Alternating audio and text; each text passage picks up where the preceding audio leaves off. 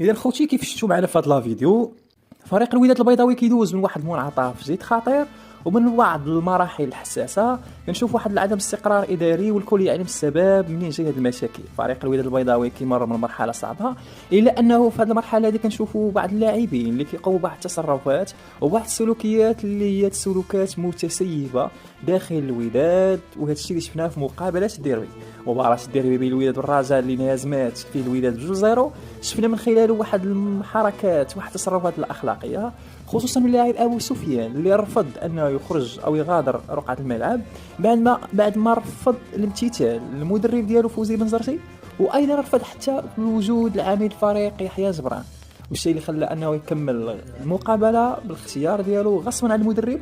واللي كل شيء شاف معنا ان الهدف الثاني اللي جابته الرجاء ماركاز ريدا فهو جاء من الجهه ديالو او بعد خطا اللي ارتكبه. ايضا حتى اللاعب